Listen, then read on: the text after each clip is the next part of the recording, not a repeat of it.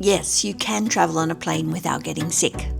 Come join me and learn how. Today we're going to be talking about infectious diseases and how do you reduce your risk when you go on a plane. Hi, I'm Bev from the Travel Well Guide. If you like, please subscribe.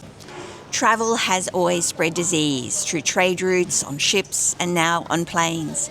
Did I mention that I'm an epidemiologist who specializes in infectious disease? And today we're going to be talking about risks from infectious diseases on planes and how you can reduce your risk. An estimated 5 billion passengers take to the skies every year. That's 13.7 million passengers every day traveling to 4,000 airports. And the chances that someone in the terminal or on the plane has an infectious disease is pretty high. So what should you be worried about when you travel on a plane? So firstly, it's those infectious respiratory particles that someone else transmits by coughing, sneezing, or even just talking. And ones that you can inhale or that can get deposited in your mouth, your nose, your eyes. Secondly, it's infectious particles that you might come in contact with through surfaces that you touch with your hands. So let's talk about infectious diseases spread by the respiratory route. In older planes, the air used to circulate from the front of the plane to the back of the plane, basically exposing everyone to whatever nasties might be circulating. On modern planes, it's quite different, particularly big planes, which have really efficient ventilation systems. And the air is usually 50% fresh and 50% recirculated, and the entire cabin volume is refreshed every 2 to 3 minutes. The recirculated air is scrubbed through high-efficiency particulate filters, otherwise known as HEPA filters, and this reduces contaminants from the air, including bacteria, fungi, and some viruses. And you might actually think that you're more at risk from infectious diseases on a larger plane because of all the people.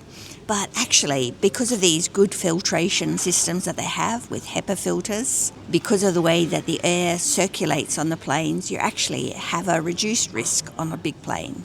So the air on a plane is circulated from the top of the plane downwards, and so you're most at risk from the people who are in the same row as you. So that's right across the cabin, and the 2 rows in front of you and the 2 rows behind you. And this is known as the 5-row rule. So if you have people who are sick in those rows, you could hear them coughing or spluttering, this might be a good time to look around and ask if you can move. The only alternative you have apart from this is to put a mask on. And masks on planes are useful in 3 ways. So firstly, they actually stop contaminants from getting into your nose and your mouth. Secondly, they stop you actually touching your mouth and your nose and possibly your eyes. And thirdly, they increase the humidity, which is good on a plane because it's a very low humidity environment. And some things such as viruses, influenza viruses, they really like a low humidity environment. So that also helps.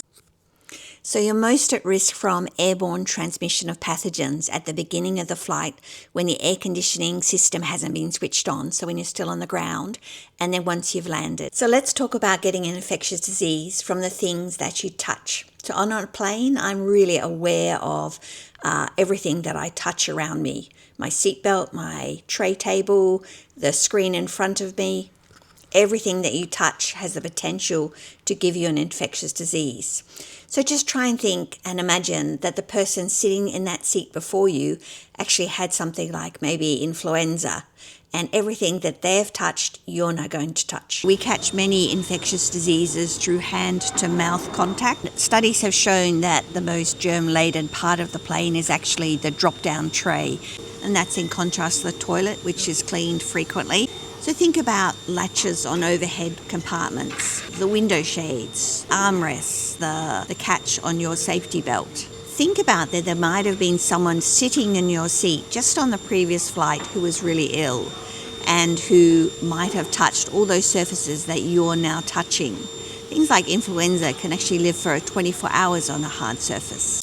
If you go to the bathroom on the plane, obviously wash your hands really well afterwards. When you're opening the door, push it with your foot or the back of your hand rather than with your fingertips. The reality is that when you travel on a plane, most of your risks are going to be exposures to infectious diseases, both before and after you get on the plane. So when you're in the departure lounge and when you're at arrivals. It's when you're queuing at the gate. It's when you're at the luggage carousel and picking up your baggage. It's whenever you're in an environment where there are lots of people around you. It might be on the train or the bus to get to the airport, on the bus moving from one terminal to another. Think about everything that you're touching and that you're breathing in that environment. Just be aware. Be very aware of what it is that you're touching, what it is that you're breathing. So seriously, I try not to get too obsessive or too compulsive about it, but getting sick when you're traveling is a pretty miserable thing. If you like, please subscribe.